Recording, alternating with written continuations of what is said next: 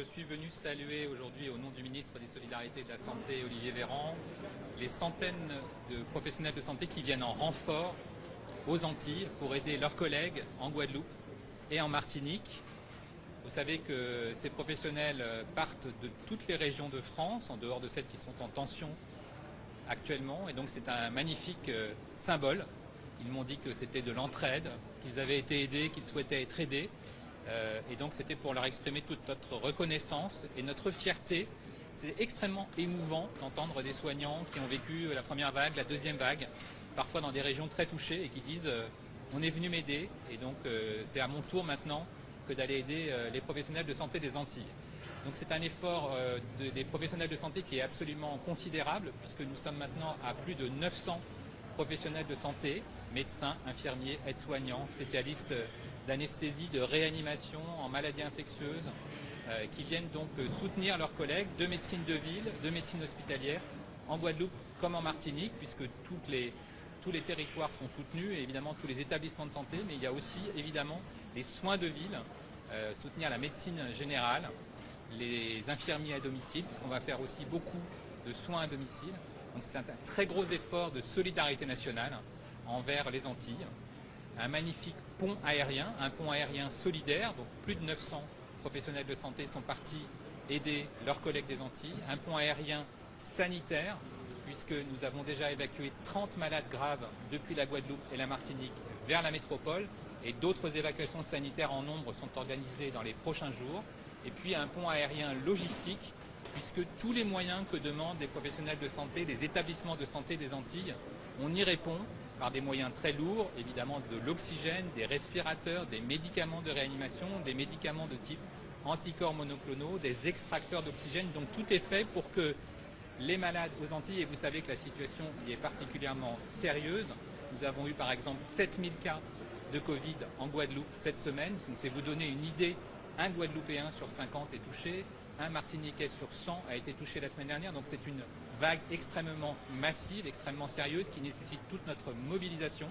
Et donc c'est toujours très agréable de voir des professionnels qui d'emblée se portent au secours de leurs collègues des Antilles et qui, pour plusieurs jours, au milieu de leurs vacances, décident de partir quasiment sans délai. Un certain me racontait qu'ils avaient été appelés hier soir. Et donc je trouve que c'est un très beau symbole d'entraide, d'empathie, de solidarité entre professionnels de santé. C'est très classique dans les catégories de professionnels de santé que d'aller aider les collègues, mais là c'est encore un magnifique symbole de solidarité nationale, en particulier avec ce pont aérien au-dessus de l'Atlantique. Comment vous expliquez la situation ? Comment vous expliquez la situation sur place? Alors, la situation sur place, vous le savez, les Antilles avaient été relativement épargnées par les vagues précédentes, et donc il y a une population qui est relativement peu immune. Il y a aussi une population qui est assez fragile aux Antilles, avec beaucoup de personnes âgées, avec beaucoup de diabète, avec beaucoup de facteurs de risque. Et donc il y a une vague Delta. Vous savez que cette vague Delta, elle frappe maintenant très fortement nos Antilles. Et donc il y a d'un seul coup beaucoup de cas, il y a beaucoup de cas sévères, et vous savez qu'il y a aussi beaucoup d'admissions. Plusieurs centaines de personnes sont actuellement hospitalisées aussi bien en Guadeloupe qu'en Martinique. Plusieurs dizaines de personnes sont prises en charge en soins critiques. Et donc il y a un énorme effort de réorganisation de tous les établissements de santé sur place, de toute la médecine de ville, d'abord pour prendre en charge au maximum les patients à la maison, avec notamment des extracteurs d'oxygène qui permettent de prendre en charge des patients à domicile le plus possible. Quand l'hospitalisation est nécessaire, il y a eu beaucoup de création de lits, des centaines de lits Covid ont été organisés aussi bien en Martinique qu'en Guadeloupe, et on a plus que triplé les capacités de réanimation, donc avec des très gros efforts à la fois en matériel de réanimation, je vous ai parlé des respirateurs par exemple, en quantité d'oxygène, mais aussi en médicaments de réanimation. Et donc tous ces infirmiers anesthésistes, tous ces internes, tous ces spécialistes de réanimation et d'anesthésie qui vont aider les Antilles sont là pour prendre en charge les cas les plus graves. Et puis vous savez aussi que ce pont aérien sanitaire qui permet des évacuations sanitaires au-dessus de l'Atlantique, ce qui n'est pas évident, vous imaginez 8 heures ou 9 heures de vol pour un malade grave intubé, ventilé. On le fait par des petits avions avec 3 malades à bord, mais aussi par des gros avions, des avions gros porteurs, qui permettent d'évacuer de façon très sûre 8 patients depuis les Antilles vers la métropole. Et évidemment, ça concerne aussi bien la Martinique que l'archipel de Guadeloupe. Alors, est-ce que ça vient d'un développement avec le tourisme, l'arrivée des touristes au mois de juillet? Est-ce que c'est un manque de vaccination? Comment vous expliquez concrètement? Alors vous savez, les vagues, on en a connu aussi en métropole, la première, la deuxième, la troisième. Il y avait un effet distance, qu'on connaît bien aussi avec les Antilles, qu'on connaît avec d'autres pays. Vous avez noté que Certains autres pays sont très durement touchés actuellement par la vague Delta. Il y a peut-être un effet aussi climatique qu'on ne connaît pas très bien. Donc je ne pense pas que ce soit une recherche de cause quelconque qui soit utile. Mais par contre, aujourd'hui, on est tous mobilisés. Je trouve que c'est vraiment une mobilisation maximale, une mobilisation nationale pour aller aider les Antilles qui prennent une vague très violente, massive, qui ont beaucoup de patients à traiter. Et je crois que la priorité absolue du côté de l'ensemble des soignants, c'est d'aller aider l'ensemble des soignants des Antilles pour soigner au mieux tous les malades, aussi bien en Martinique qu'en Guadeloupe. Les soignants ont été pris un peu au dépourvu. Est-ce que vous n'avez pas pu anticiper cette dégradation de la situation? Alors, ils ont été avertis la veille au soir pour le lendemain. Ah, pour les soignants. Oui. Alors ça, c'est parce que justement, nous essayons de répondre au mieux aux besoins des établissements de santé, aux besoins des autorités locales. Et donc, nous allons affiner jour après jour les besoins en infirmiers, en aides-soignants, en internes.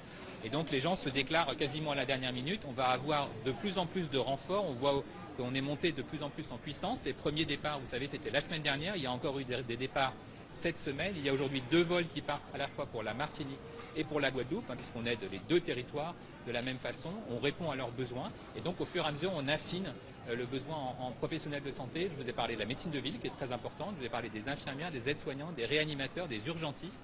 Et donc, on s'adapte aux besoins et on répond à leurs demandes spécifiques. Les critères symbole, est-ce qu'il n'aurait pas fallu anticiper justement tout cela? Pour les vols?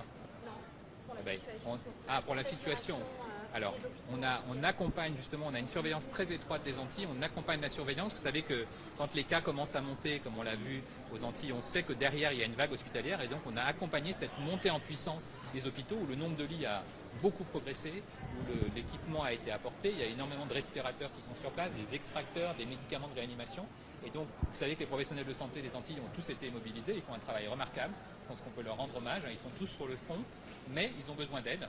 Parce que les malades arrivent tous les jours, il y a des dizaines de patients qui arrivent aux urgences, et donc il y a un moment où il faut aider, parce qu'on ne peut pas rester tout le temps sur le front sans avoir besoin d'aide. Et donc ils ont appelé à l'aide, on a répondu très vite, je pense de façon massive, et c'est ça qui est un très beau signal, je trouve, d'entraide entre soignants de tout le pays. Les critères de réanimation sont faibles en Guadeloupe et en Martinique, les autres vaccinations sont faibles dans ces départements. Ils progressent.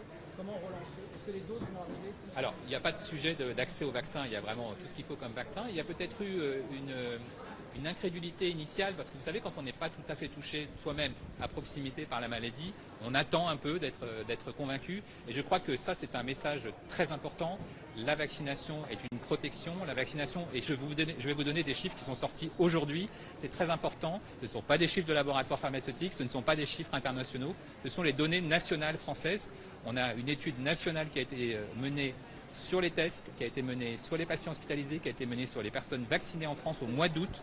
Et ça montre qu'on a 8 fois moins de contamination quand on est vacciné et qu'on a 11 fois moins de risques d'être admis en soins critiques. Et quand on sait la douleur des familles, la détresse des familles quand il y a un proche qui est en soins critiques, vraiment c'est un message très fort.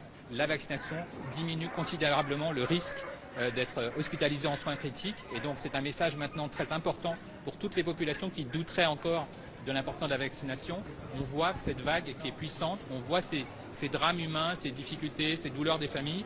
Et donc si on peut vraiment maintenant être convaincu par les données françaises, par les données nationales, en vie réelle, comme on dit, très récente, puisqu'elle date du mois d'août, on ne peut pas faire plus récent, il y a un véritable impact protecteur de la vaccination en France, avec les vaccins que l'on a en France. Et donc c'est un message d'optimisme, le vaccin fonctionne, et donc toutes les personnes qui doutent encore doivent vraiment passer ce pas, franchir ce cap et se dire que la vaccination est très efficace. En réanimation, les critères sont plus stricts? Alors en réanimation, les critères sont plus stricts, c'est ce qui arrive quand il y a beaucoup de patients qui arrivent en réanimation, c'est exact. Nous avons une très belle mobilisation des réanimateurs sur place, puisqu'ils sont évidemment très compétents. Ils ont demandé de l'aide à leurs collègues au niveau national et je pense que c'est très important, justement pour fixer les meilleurs critères d'admission et les meilleurs critères de survie.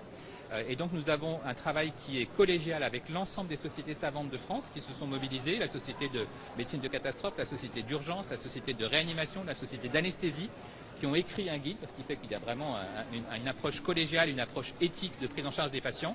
Et il y a 2 réponses maintenant, la réponse par l'augmentation des capacités de soins critiques aussi bien en Guadeloupe qu'en Martinique, que la réponse par les évacuations sanitaires qui vont encore s'amplifier dans les prochaines semaines pour que tous les patients qui peuvent bénéficier d'une évacuation sanitaire, ce qui n'est pas évident, parce que vous savez qu'il faut quand même prendre un avion intubé, ventilé, avec toutes les machines que vous pouvez imaginer pendant un vol qui dure quand même 8 heures.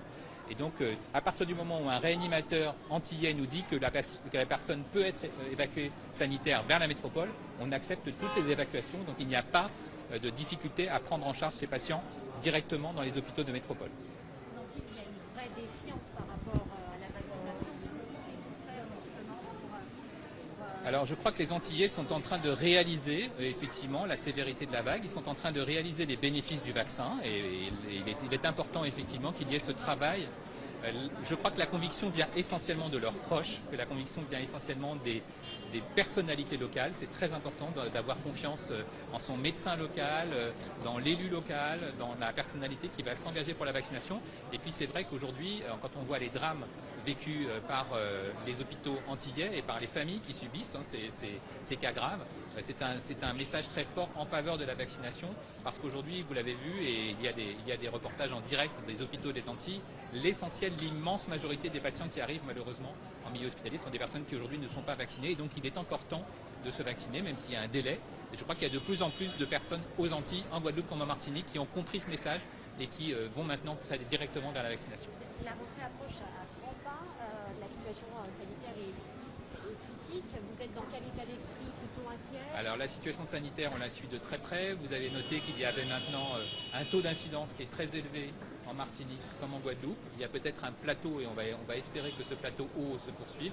Et donc on suit la situation de très près de tous les outre-mer et on s'adaptera évidemment comme d'habitude et on prendra les mesures de gestion qui sont nécessaires.